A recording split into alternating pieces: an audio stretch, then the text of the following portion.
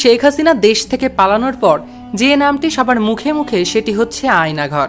নামটি সুন্দর হলেও এর পেছনে রয়েছে কালো একটা কাহিনী। বলা হয় শেখ হাসিনা সরকারের তৈরি জাহান্নাম হচ্ছে আয়নাঘর। দেশ থেকে শত শত আওয়ামী লীগ বিরোধী গুণী নেতাদের গুম করে শেখ হাসিনা যে গোপন কারাগারে রাখতেন তার নামই আয়নাঘর। আজকের প্রতিবেদনে এই আয়নাঘর সম্পর্কেই জানব।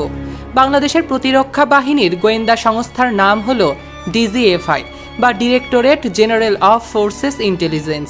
এই সংস্থার সিটিআইবি বা কাউন্টার টেরোরিজম ইন্টেলিজেন্স ব্যুরো এই অমানবিক আয়নাঘর পরিচালনা এবং রক্ষণাবেক্ষণ করে থাকে। এর সম্পর্কে দেশীয় নিউজে তেমন খবর প্রকাশ না হলেও 2022 সালে সুইডেনের বিখ্যাত সংবাদ মাধ্যম নেট্রো নিউজের মাধ্যমে প্রথম মানুষ এই আয়নাঘর সম্পর্কে জানতে পারে। সেই অনুসন্ধান থেকেই জানা যায় বিভিন্ন সময়ে জোর করে আটকে রাখা বা গুম করে আনা মানুষকে এই কারাগারে এনেই নির্যাতন করা হতো, আর সেই নির্যাতনের পরিমাণ ভয়াবহ। আয়নাঘরে বন্দি এক সেনা সদস্য জানিয়েছিলেন অতীতে এই স্থানটি জয়েন্ট ইন্টারোগেশন সেল নামে পরিচিত ছিল। পরবর্তীতে এই সেলকেই সংস্কার করে আয়নাঘর বানানো হয়েছিল। গুম হওয়া বেশ কয়েকজন জানিয়েছে এই আয়নাঘর ডিজিএফআই এর অফিসের পেছনের দিকেই অবস্থিত এবং গোপনভাবেই এটি রাখা হয়েছে। এখানে কমপক্ষে 15টিরও বেশি কক্ষ রয়েছে, যেসব কক্ষে কম করে হলেও 30 জন করে রাখা যায়।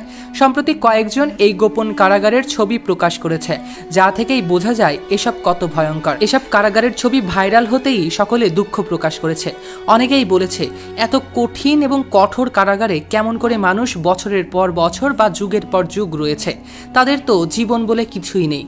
এখানে মানুষকে রাখা অত্যন্ত অমানবিক।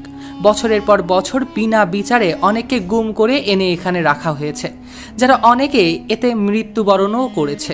আবার অনেকে এর দেয়ালে নিজেদের আর্তনাদের কথা লিখে গিয়েছে সকলকে জানানোর জন্য।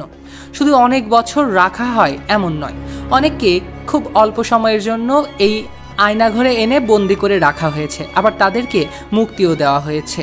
কিন্তু তারা আয়নাঘর থেকে মুক্তি পাওয়ার পর অনেকেই চুপচাপ হয়ে যায় এবং একঘরে হয়ে যায়। এর কারণ কি সেটি জানা যায়নি। এসব বন্দীদের কথা শুনলে মনে হবে এদের জীবনের চেয়ে মৃত্যু ঢের ভালো।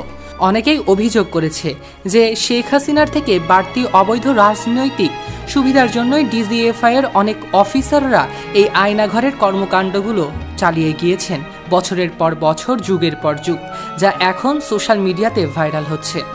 এই নির্মম আয়নাঘর সম্পর্কে আপনাদের কি মন্তব্য কমেন্টে জানাতে ভুলবেন না। সৈকত আহমেদ নূর, সেলিব্রিটি লাইফলাইন।